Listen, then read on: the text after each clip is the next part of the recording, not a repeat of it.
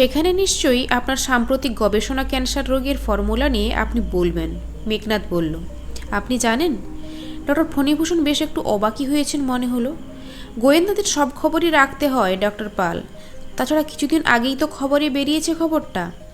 দুরারোগ্য ক্যান্সারের প্রতিষেধক এক ধরনের অ্যান্টিভাইরাস আপনি নাকি খুঁজে পেয়েছেন, যারা নাকি আক্রান্ত অংশের ক্যান্সারাস কোষগুলোকে ধ্বংস করে ফেলতে পারে। মোটামুটি ঠিকই বলেছেন। একথা বলে ডক্টর ফণিভূষণ পাল কয়েক মুহূর্ত চুপ করে রইলেন। ওর চোখে মুখে ফুটে উঠল বিষণ্ণতা। তারপর বললেন, মেঘনাদবাবু, ভাবিনি এই আবিষ্কার নিয়েও আমায় সমস্যায় পড়তে হবে। সমস্যা? কি সমস্যা? এবার আমি জিজ্ঞেস করলাম। কিন্তু ডক্টর পাল উত্তর দেবার আগেই আমাদের কূপের বন্ধ দরজায় টোকা পড়ল, টক টক টক। কে আসতে পারে?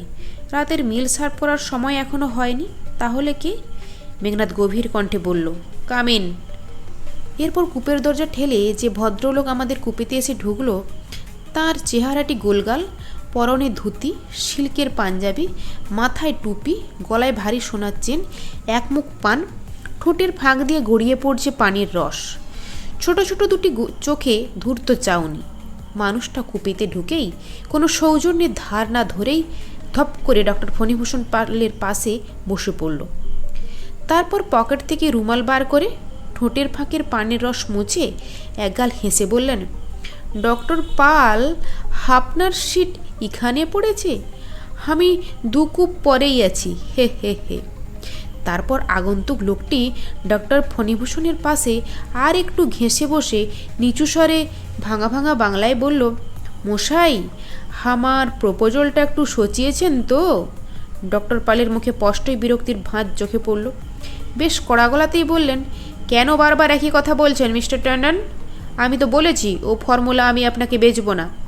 হ্যাঁ, ও তো আপনি বলিয়েছেন, বাট মাইন্ড চেঞ্জ ভি তো হয় ডক্টর পাল।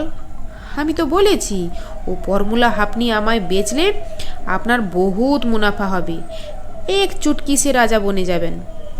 আর আপনি সে ফর্মুলা বিদেশি দালালকে বেচে দেবেন, তাই তো? এবার হাহা করে হেসে উঠল আগন্তুক। তারপর বলল, ডক্টর সাহেব, আপনি ইন্টেলিজেন্ট পারসন, আপনি ঠিক সচিয়েছেন। দেখেন, আমি স্রেফ এক বিজনেসম্যান, আমি শুধু বুঝি সওদা। আপনার এ ফর্মুলা আমায় বহুত মুনাফা দেবে। আপনাকে ভি 50-50 এক ফরেন এজেন্টের সঙ্গে আমার ডিল পাক্কা হয়েছে আছে।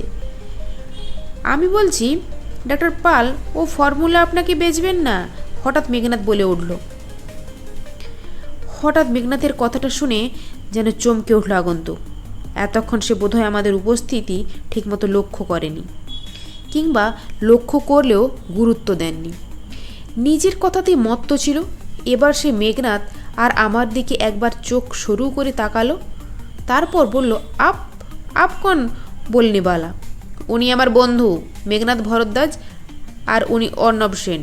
হ্যাঁ, কি নাম বললেন? মেঘনাদ ভরদ্বাজ। আব সমঝা ডক্টর সাহেব, আপনি টিকটিকি বডিগার্ড সাথে নিয়ে যাচ্ছেন? ইতনা ডর মুঝে? ডর তো হতেই পারে,